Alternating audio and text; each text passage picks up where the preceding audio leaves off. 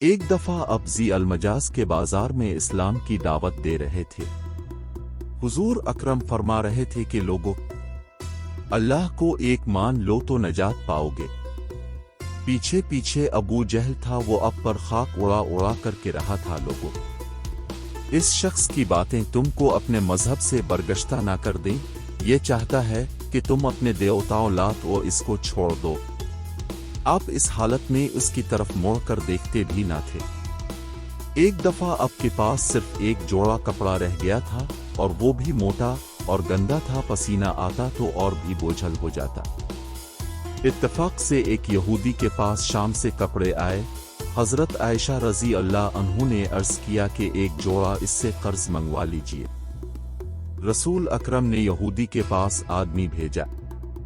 اس گستاخ نے کہا کہ اس کا مطلب ہے کہ وہ میرا مال یوں ہی اڑا لے اور دام بھی نہ دے۔ حضور اکرم نے یہ ناگوار جملے سن کر صرف اس قدر فرمایا کہ وہ خوب جانتا ہے کہ میں سب سے زیادہ محتاط اور سب سے زیادہ امانت ادا کرنے والا ہوں۔ ایک دفعہ حضور اکرم کہیں تشریف لے جا رہے تھے۔ ایک عورت قبر کے پاس بیٹھی رو رہی تھی۔ آپ رک گئے اور اس سے مخاطب ہو کر فرمایا، صبر کرو۔ وہ آپ کو پہچانتی نہ تھی، اس لیے تلخی کے ساتھ بولی، ہٹو، کیا تم جان سکتے ہو کہ مجھ پر کیا کیفیت ہے؟ اب چلے آئے۔ لوگوں نے عورت سے کہا تو نے نہیں پہچانا وہ رسول اللہ تھے۔ وہ دوڑی ہوئی آئی اور کہا، حضور میں آپ کو پہچانتی نہ تھی۔ ارشاد فرمایا کہ صبر وہی ہے جو عین مصیبت کے وقت کیا جائے۔ جنگ عہد کی شکست سے زیادہ طائف کے لوگوں کے تحقیر آمیز برتاؤ کی یاد خاطر اقدس پر گراں تھی۔ تاہم 10 برس بعد غزوہ طائف میں جب وہ ایک طرف منجنیق سے مسلمانوں پر پتھر برسا رہے تھے تو دوسری طرف حضور اکرم خود جو سراپا علم و عفو تھے دعا مانگ رہے تھے کہ خدایا انہیں سمجھ عطا کر اور ان کو آستانہ اسلام پر جھکا دے۔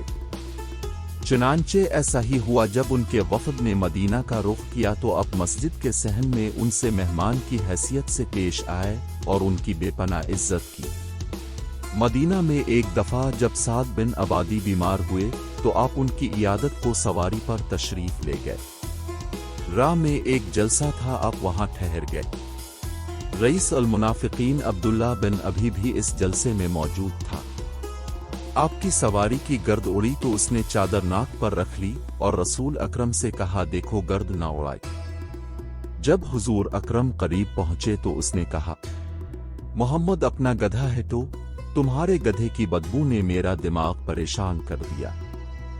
حضور نے سلام کیا، پھر سواری سے اترے اور اسلام کی دعوت دی۔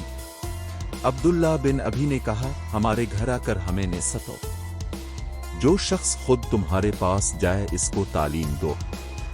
عبداللہ بن رواحہ جو مشہور شاعر تھے، انہوں نے کہا، اب ضرور تشریف لائیں۔